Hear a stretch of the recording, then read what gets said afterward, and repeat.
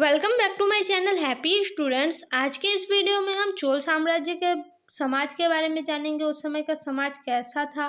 तो चलिए वीडियो को ज़्यादा बड़ा ना करते हुए देखते हैं इसकी क्या क्या विशेषता थी और चोल साम्राज्य का समाज कैसा था। तो क्षेत्र की अत्यधिक स्थिरता के कारण चोल साम्राज्य की आबादी असाधारण रूप से उत्पादक और सुखी जीवन जीने में सक्षम थी। अत्यधिक स्थिरता था क्षेत्र में, जिस कारण से जो चोल साम्राज्य की आबादी थी वो साधारण रूप से क्या थी, उत्पादक और सुखी जीवन जीती थी। अब इसमें कुछ पॉइंट देकर आपको बताया गया है, तो चलिए देखते हैं। चोल युग की संपूर्णता में केवल एक नागरिक अशांति का दस्तावेजीकरण किया गया है। चोल युग की जो संपूर्ण चोल युग है उसमें सिर्फ एक ही नागरिक अशांति का दस्तावेजीकरण किया गया है। लेकिन प्राकृतिक आपदाओं के कारण बड़े पैमाने पर भुखमरी के उदाहरण सामने आए हैं। लेकिन क्या था, प्राकृतिक आपदाओं के कारण बड़े पैमाने पर भुखमरी के उदाहरण हमें देखने को मिलते हैं। ऐसे तो वहाँ की समाज में सभी लोग काफ़ी समृद्ध और सुखी थे, लेकिन जो प्राकृतिक आपदा है उसके कारण भुखमरी जैसी समस्या सामने आई है। उसके बाद जो पॉइंट है वो है, कृषि में नई प्रगति ने चोल साम्राज्य को अपने कई लक्ष्यों को पूरा करने की अनुमति दी है। कृषि में क्या था, नई प्रगति आई थी चोल साम्राज्य के समय, जिस कारण से कई लक्ष्य पूरा हुआ उस समय। उसके बाद जो पॉइंट है वो है, यद्यपि तमिलनाडु के अन्य क्षेत्रों में पहले कृषि का विकास किया गया था, यह भूमि 5वीं या 6वीं शताब्दी के व्यापक खेती के लिए उपलब्ध नहीं कराई गई थी।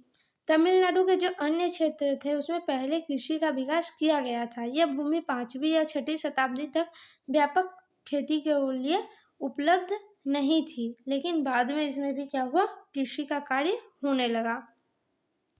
उसके बाद जो पॉइंट है वो है, शिक्षा को आज की तरह महत्व नहीं दिया जाता था। उस समय क्या था, शिक्षा को आज जिस तरह शिक्षा के महत्व पर जोर दिया जाता है उस तरह से शिक्षा के महत्व पर जोर नहीं दिया जाता था।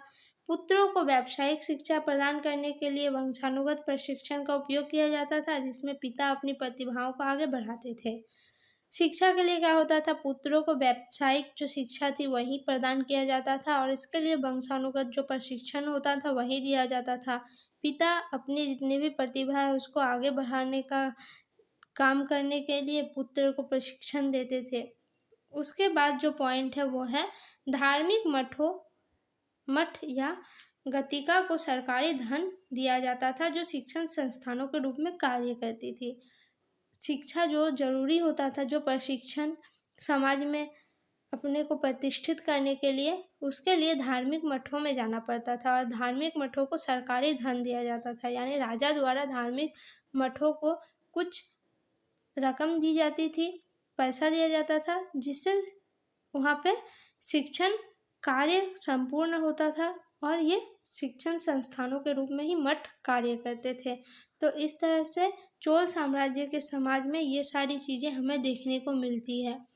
तो चोल साम्राज्य के समाज के बारे में आपको ये जानकारी कितनी इम्पोर्टेंट रही, कमेंट में ज़रूर बताइएगा। वीडियो अच्छी लगी तो वीडियो को लाइक, कमेंट, शेयर और चैनल को सब्सक्राइब जरूर कीजिए।